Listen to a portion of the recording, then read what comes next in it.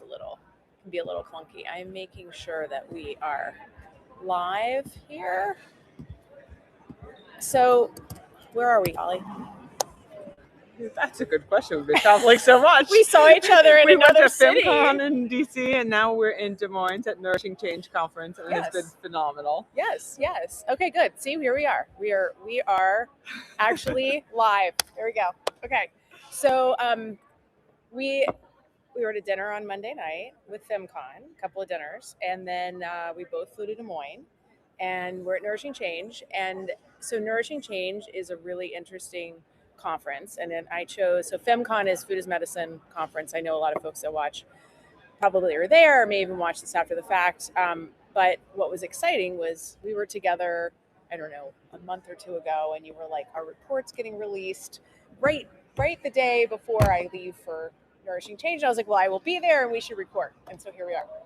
It is great to be here, and it's really fun to see all the different retailers, all the pharmacies, all the tech companies, all the different stakeholders that make food as medicine work.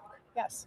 And so I am excited. There's something cool about doing this here versus at FemCon, because you and I and Carter have had many conversations about the report that you've built and the stakeholder map that you've built is a multi-purpose mapping of the ecosystem that can be used both downstream and upstream. And not that they're completely bifurcated, but from an economic perspective, I would say there's different levers.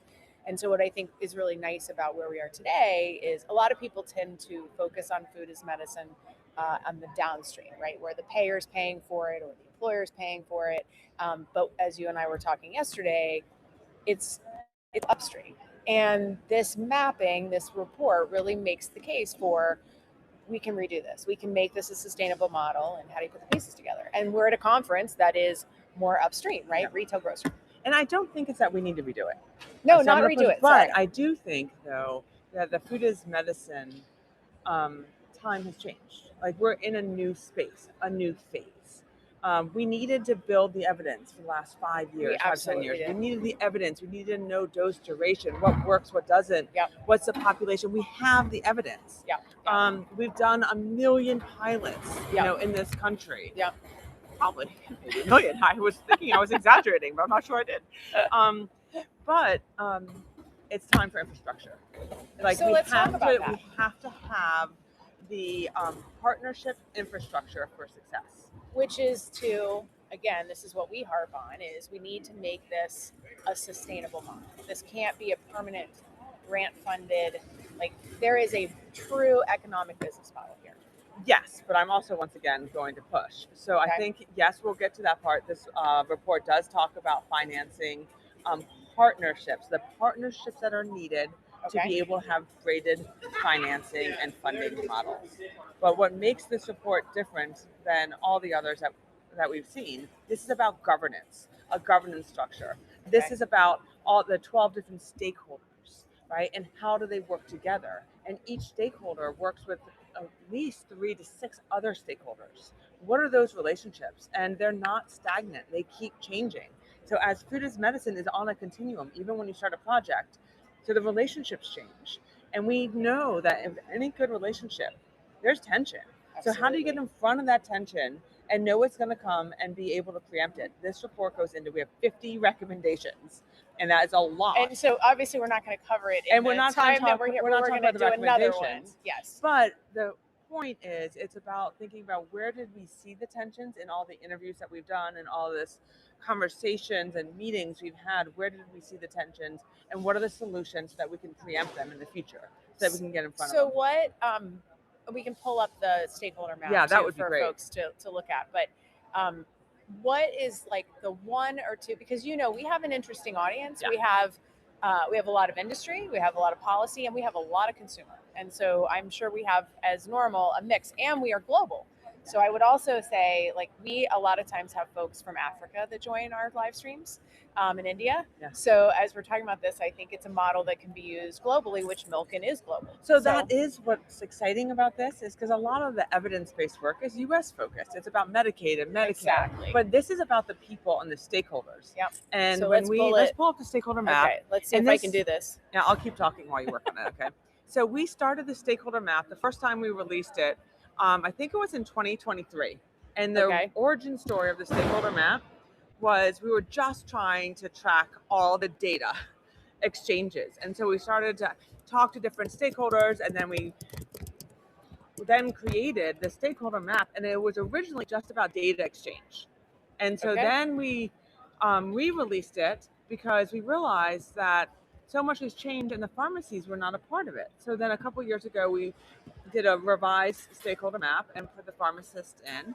And this map is by far my favorite, the stakeholder map. Okay. And it has expanded. It went from 10 stakeholders to 12 stakeholders, right? It also has like these 5 different domains. You'll see the pictures on here. Participant involvement, right? And so you have like the participant involvement. You were talking about the consumers. Yep. So then there's like the program participant. They can also be an advocate. They can be a FIM navigator. So all the roles. Let's pull this up. Yep. Yep. So folks can see. Okay. And so all those lines in the middle show all the relationships. So what's really funny is, we have Chrysonia, and the visual that I got to on how it is a constellation. So like looking at this now, and it has these lines like connecting it all. And this is what makes it so much fun, right? I never thought I would like a map so much. Well, it's not like a normal map. It's not a map. It's a stakeholder map. Exactly. It's about people, right? Exactly. And so I think that what we've done here is that this is the framework, and this whole report goes deeper. It goes into how do the different partnerships work? What are the kind of models? Are they direct partnerships? Are there coalitions? Are they learning collectives? All these different examples. And I would say that in this report, we highlight, I'm going to make it up, but somewhere around 20 to 30 different examples of hyperlinks of different types of stakeholders. So where do you want to start? You want to start, I feel like I want to hear some of the stakeholders, and then and maybe an example. Like, does that make sense? Or what? I think I want to take it differently. I think what I want to do is take it from, I think this is a moment to kind of, it's a big report. By the way, this is one of our biggest reports. So I want to kind of give you a little bit overview. So and then we'll do a deep dive. Sections are rather than going into the nitty gritty of each kind of relationship. So do it.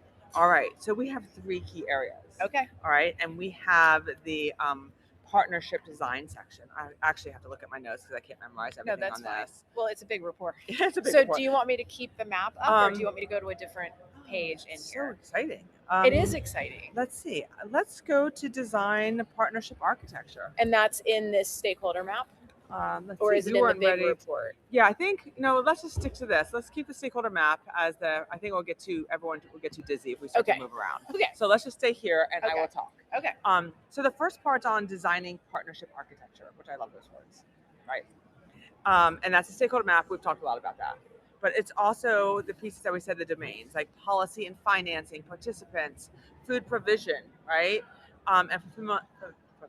Oh my goodness. Fulfillment. It's been a long week. But it's been a really long week. And we've had dinners, and it's sleeping a few hours a night. Exactly. Technology, data, and infrastructure. And I think I want to take a second there. Yeah. Because that has unlocked opportunity. So like when we've seen food as medicine in the past, right?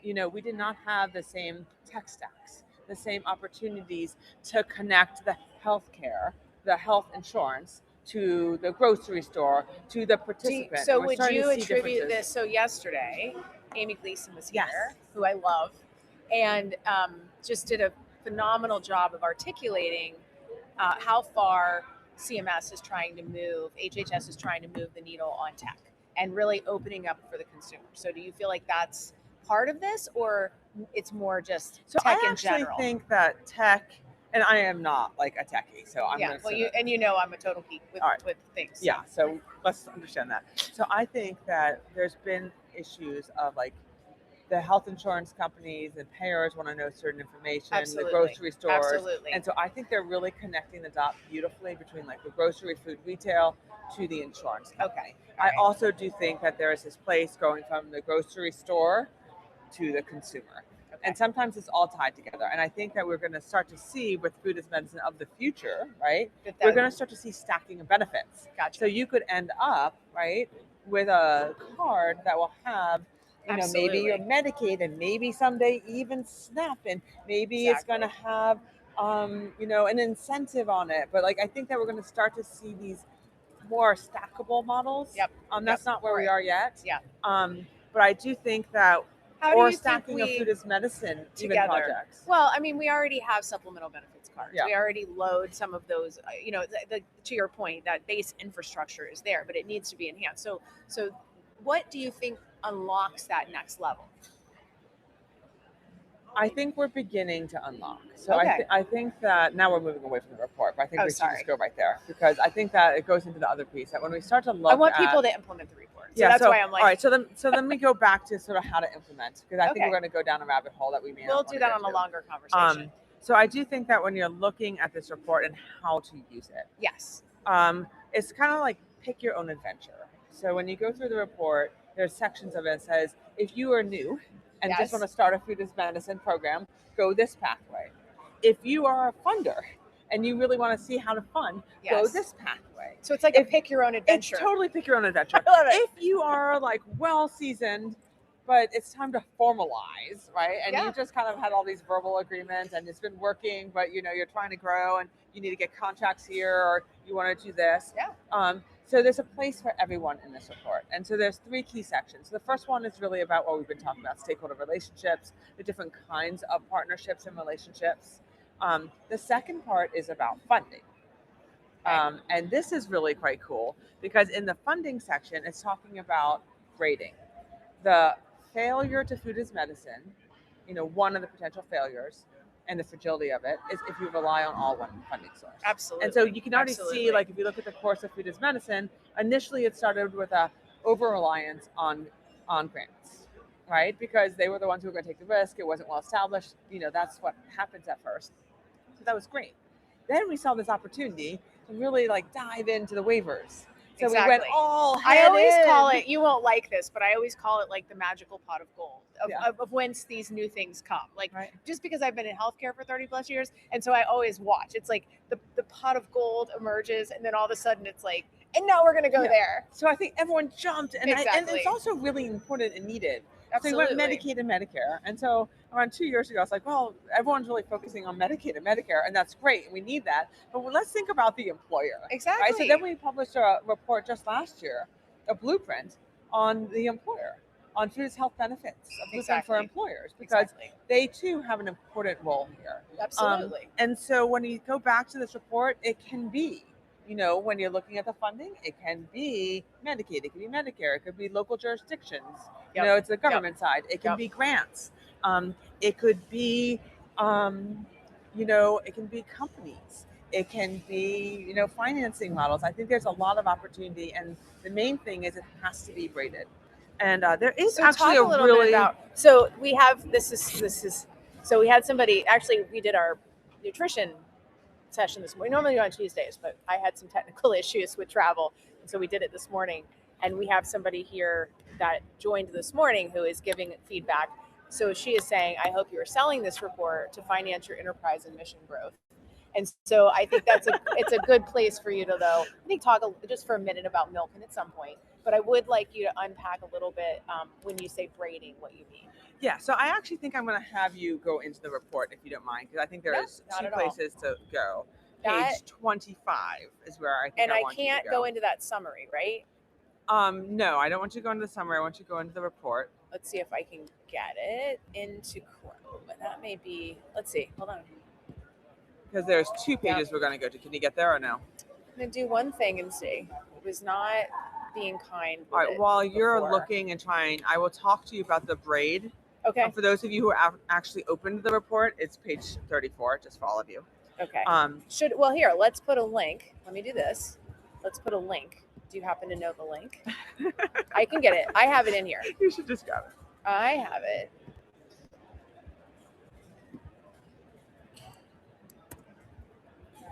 I'm used to this. I'm used to the fun of the. There we go. All right, so Okay. we're going to start on page 25 then. Okay, And so then we'll move folks to that 34. I would suggest anybody here should download the report. I am going to attempt right now one last time just to see if I can pull it up real quick. I'm still getting used to the Mac environment. This is a new, there we go. So now I should be able to share from here. And Right, you could bingo. scroll down to page 25. It is this, right? Yeah. Yeah, there we go. See, I did it. All right, so you No can scroll down to stress. page 25. You're on it. Look at that. Thank you for your patience. Sometimes people jump the gun and they're like, no, let's just keep moving. But we got there. Okay, I'm here. All right, so you're 25. Yeah. I should have a chart looking like that. Okay, and I am not in 25.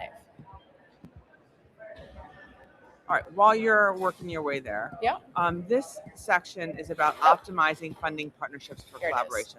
It is this here. And so this is not about how to fund food as medicine. That's not Correct. what I'm going to talk about. Correct. I'm going to talk about the relationships that are needed. So this figure here on food as medicine funding ecosystem, what I really like here is there's 4 key stages: early innovation, right, and evidence. If you're just starting up, right, Yeah. and if you're just starting up, like who tends to be that kind of funder, right? Yeah. That tends to be the grant funder, right? Yeah. And the purpose is, just to co-design, figure it all out. But as you go through these 4 stages, the demonstration and policy integration phase, well, the funders will start to change, right? Okay. And so your funders may go into, maybe you don't need the grant money anymore. Maybe you're using Medicaid, maybe you're doing the waivers, Okay. right? All right. And you're testing the waters. We're going across each of the colors I love here. this. This is like, I feel like I'm looking at an early adoption curve, Yes, but from a totally. funding perspective. And then you have the market development, and we have not gone all the way to number 4, just so you know, but market development and infrastructure. And so then you can look at who the funders are going to be there, right? So that can be private. Someone was talking about money, venture. right? Private investments, healthcare Yeah. contracts, and maybe some philanthropy, right? Yep. And this is scaling the platforms. Well, we have, Right? Doman Foundation Yeah. funds food as medicine. Yeah. Ardmore Institute, I would say they're more on the grant side, but I Yeah. mean, these are organizations, foundations, impact organizations that are contributing greatly to trying to really Like light a STG fire. Ventures, right? Yeah, absolutely. So we're starting to see that. And then the 4th section is sustainable coverage and systems alignment. And that's where you're going to be really looking at, like, it could be the healthcare reimbursement models, like the healthcare themselves. Well, so I went public-private straight, partnerships. just, I went straight course to you did. 4 Yeah, of course you did. with Aaron. And I was like, we need to get a value-based contract for you. Yeah. And then we need to write checks back to the farmers. And also, it's not always linear, right? Absolutely. And so this is really important. And what I like about this is it kind of shows It's all like the different. multidimensional. It's multidimensional. And I have to say, Anna, who's the lead author on this report, is so Props to amazing, Anna. right? Amazing with graphics. So I want to then go to page 34. Okay. I mean, so much more than just graphics. She wrote the report. Oh, It's absolutely. amazing work. Oh no, I was with Clara, when just if Anna wants to hear this, like I remember I worked You want to go for. there? Is that where you want? That's fine. We'll go here first. So what I think Okay. is really interesting here is examples of food as medicine partner opportunities, right? But I think I started on my own copy, started even putting arrows. So you see the first inner circle, right, where it's like employers and commercial plans, philanthropy, federal, state, program financing. I'm going around the circle. Yep. State and Over local here. government and healthcare systems, the first circle. Yep. That is a partnership, right? Like we have to start thinking about the funder Absolutely. partnerships and how the funders are doing handoffs to each other. Yep. Or communicating with each other. Yep. And I really loved in this part of the report, understanding it's not just about how do you get money for food as medicine, Right. but what is that funder partnership and relationships. So we typically see a lot of the grant funders, they do work together, and Absolutely. they talk to each other Absolutely. and they're collaborative. So just we're like seeing, venture. I mean, right, and venture funds, like they tend to Right. stack But together. what we may not have always seen is that circle, Exactly. the venture funds and the plans Exactly. and the health plans and that partnership model to make sure this one food as medicine intervention, whether it's in one community or across the country, Well, we see it is seeing its scale. Interestingly enough, you do see it in other pieces of healthcare where those stakeholders are working together and braiding.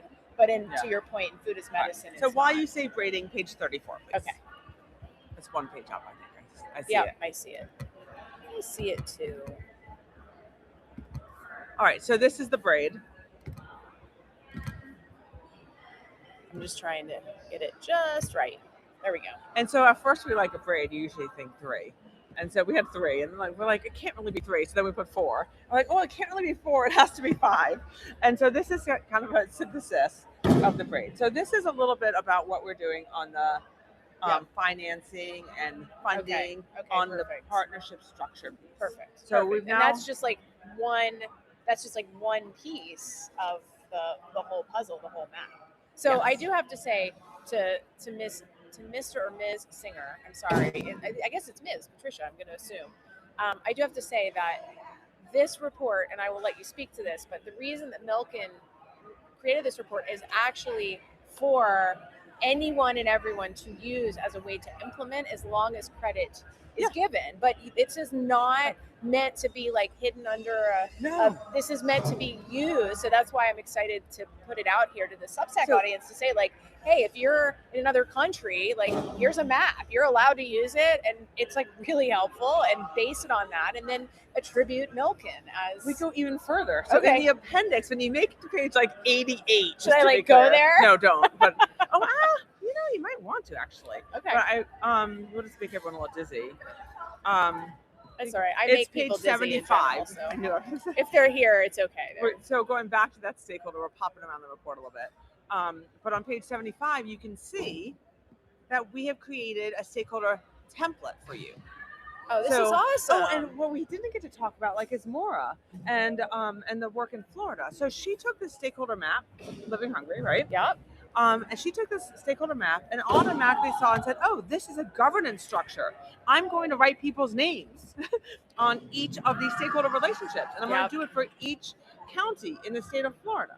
Or I don't know if it's county or region. It's region. She has 12, I think 12, I don't 13 remember. regions. And so then she took this and she had 12 stakeholders in each of the regions, and they all had their names associated. So this became a governance structure. And this report goes into in depth about how to use it as a governance structure. Like, it's like the Food Policy Council 2.0. It's a Food as Medicine Council, like kind of thing, as a governance structure. And then so this template that you can see here is for you to start to decide who's your population, what is your need, what's your approach, what are you trying to measure, and then you could probably make it so that you could move everything around and figure out the relationships and draw your own lines. So we want this to really be used. There are people playing cornhole. Yeah, there's definitely. Just so everybody knows, we are live on the showroom floor. We thought the one that I am, the crazy one, thought it would be fun to showcase where we actually are. I didn't expect to have a cornhole, and the best is that they're here. I'll let everybody see is they're all shiny. There's like pretty pink and but these 4, I have to say, like, while you're pulling that up, I do want to say for a second that, like, the folks here, they're these emerging brands, right, and they're showcasing their food. And I loved the chocolate. The chocolate was amazing. But I don't mean to interrupt. I just want to say we're on podcast. We're live streaming. That's okay, but it's not. But you know what? Hold on. But that was really great because that's one of the stakeholders in our map. So that was a good example. We're sitting in a place where this was a health plan that just popped up and said, wanted to say hello. Yes. And they're actually highlighted in this report. Oh, are they really? Yeah, they totally are. I will find you the page in just one minute. Oh, that's amazing. So, we should have had him join. I should have been like, I think it would put him on the spot. He would have been like, wait, I didn't ask media if I could do this. But while you're playing, I was just going to say the pink sneakers and the cornhole is these emerging brands have been here. So page 51. So, you wanted to talk about a relationship tryout. Yes. So that just works perfectly because a person just came up to me who is a perfect triad. Yes. All right. So this is the one. This is a good example of a case study. This is leveraging food retail, technology, health plan partnerships. Okay. All right. And this is actually perfect for where we're sitting right now. Okay. Perfect. And I can just do high level. Perfect. I'm finding it. Grocery store. Yes. Pharmacy, retail, grocery store. Yes. Worked with Nebraska Total Care. Yes. Medicaid. Yep. Right. Population. With Evermore tech platform. Gotcha. Right. Gotcha. Okay. To do a food as medicine intervention to improve health outcome. right? And so that's a really good example that you can read about it on page 51. And if you look at your stakeholder map, then you can look at, okay, who are all the ones? So when you think about this, you have a retailer, you have a tech, you have a plan. Can't forget the program participant. Absolutely. Right? The program participant. You have to then think about where the food's coming from. Well, the food in this case is coming from the grocery store. Absolutely. But then where does it come from? Of course, farmers and wholesalers and so forth. So Yep. that's a great example of how to use this report. So in the report, there's sections, everything you see in like that dark green, which there's we always, have, one up, so that's perfect. So there's those are like always the a case studies, so that people really understand. And they're case studies particularly relevant to that particular section, right? Where you're really highlighting and digging in to say, this is, as you said, this was the tech piece. Yeah, exactly. So that wasn't just the tech piece, but that was around tech, grocery stores. Right. But in the report itself, I'm assuming there are different, like we've got different sections. Yeah, and we maybe let's go around a little bit and I'll show you a few. Go to page 21. We're going to go back to the designing partnership and stakeholders because we weren't showing the report when we were talking about this. Okay. And this is just to give you kind of an example. This is looking at here is like the learning and advocacy section. And so this is where you can see for those of you who are already well in the food as medicine space, you can see like there's a Food as Medicine National Network of Excellence, Healthcare by Food Advisors. You can see all these hyperlinks. Of course, our task force at Milken, and so and then if you go backwards, we're going backwards. Sorry. Oh, I see my friend Erin, who I was just talking about. Do we want to? Yeah. So I'm going to go any back. Questions or thoughts? So then, Erin. And then if you go to page 19, then you can see MORA, the Florida Health and Nutrition Coalition, right? Oklahoma Food as Medicine Coalition. So you can just see lots of different examples. Well, and so I'm gonna actually highlight Erin for a second, which is this co-chaired Hunger Free Oklahoma and Fresh RX. So Erin has a regenerative regenerative ag sourced food as medicine program that's very effective. And she's an example of one that is grading her funding, where she has grant and she has all the way to, like we were just talking about. So she's, if you were thinking about what I was, that visual, right, of the 1, 2, 3, 4, then I relate to Anna. I'm a very visual person and love to create visuals. I used to be known, so I ran strategy for a $3 billion insurance company. And what I was known for is being the PowerPoint queen.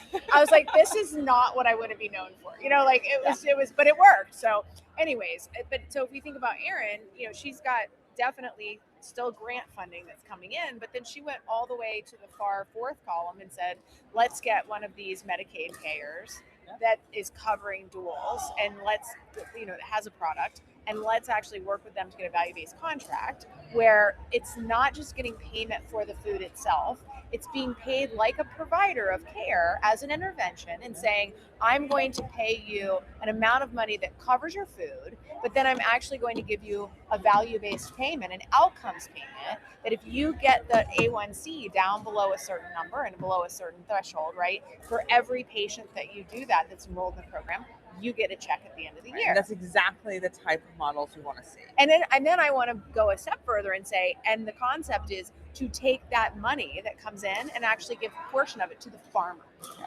So, sorry, I'm very passionate about that. Absolutely. If you go to page 16, we definitely are going all over the place. I know. But this is also another graphic. This is a nice summary of what we were just talking about.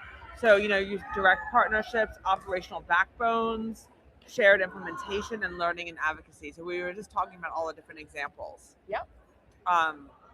And then when you go through the report, you can see those graphics throughout to see where you're navigating. Were you able to find yourself? I am here. It just doesn't want to go. There you go. So you can see a nice pretty picture there. We're covering the report, go front, back, it's great back, though. Middle, But I like it because I feel like we're doing it in a manner that actually gives examples. We're not just doing it on a parochial level. Yep. There we go. So, and then when you see that, this is how we probably should have started, right? It's like, and then you see all the examples that we were just talking about a few minutes ago. Examples of learning networks, examples of different models. So I just wanted to kind of anchor that. So now, if you don't mind, we're going to jump because we probably wanted to get closer to the end than the beginning of this conversation. Absolutely. So we're going to go to the third and last section of this report. And I have to give a shout out to Clara on this one because she did a phenomenal job working on this section, particularly on the building shared understanding and long-term value. And so you're on page. I'm on page 48, but I'm going to try to figure out which graphic I want you to see here. Okay. I might just talk for a moment. Sure. Yeah, I think I'm just going to talk about one of my favorite parts. Perfect. But it's in this particular section. So if I'm if I'm here with this chart. Yeah, hold on, I'm going to get, give me a second. Sure. I wasn't ready to go through the whole report, so let me just find, this section actually has a lot of pieces in here. It talks about all the different tensions. Okay. All right. It talks about, this is Anna and Clara, so there. All the different tensions and then how to get in front of them and what to look for, right? Okay. And so we start with like tensions, which is really important to understand all relationships, all types of tensions, and how to address the power dynamics. But then you continue through, eventually, to getting there. There we go, page 63. Okay. And this is where I was really enjoying. Is it cultivating and capturing? Yeah, the value of community, and it's using a social capital framework, and it talks about bonding networks. Oh, that's so important. And social capital. So what I really want to take a moment and talk about here is one of the really nice things that I loved about this report is that we were able to pay people with lived experience, participants, to be a part of our project from the beginning to the end. It was not just, come talk on stage or just give us a few thoughts. They helped us think about the design of this project. We heard things that we would never have understood and it's all represented in this chapter as well and throughout the report. And so one of the things that we learned, or I learned from this, is that people with a lived experience who are going through the food as medicine experience, right? Many of them are going through their own health trauma, right? Absolutely. Because there's some major health crisis, Absolutely. right? And probably it's, it triggers many other things. It's usually not one, it's multiple. And the relationships, partnerships of building relationships with other people within the food as medicine program. Yep. And the bonds and sharing and collaboration. And I have not seen a ton in just that partnership model of people who are going through the food as medicine program and what their partnerships look like, with each other, with a community-based organization, if it's being sponsored by one, whether in some of them they're going to actually a farm, like Trinity Health Plan, they actually have a farm and the participants are going to the farm and meeting the farmer. I don't know if you've seen that model, Trinity, and it's all through the health plan, and it's like with electronic health records. And so there's many different ways that the participant can be evolving and participating in the project. And so it talks about the different kind of social networks and bonding networks that are important to food as medicine. So that's what this section also addresses. Okay, awesome.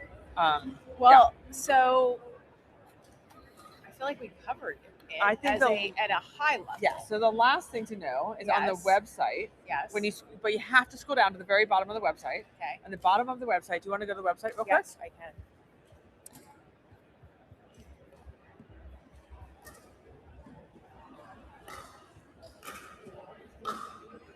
It is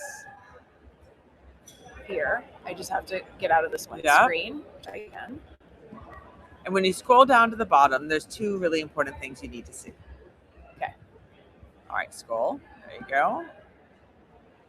Keep scrolling. All right, stop. Go back up. There you go. So there is a table of the 56 recommendations we said. So if you don't want to read the report every time to find the recommendation and you just want to hold the recommendations in your hand, they're all right there. Okay. Perfect. And then the other thing is a stakeholder map.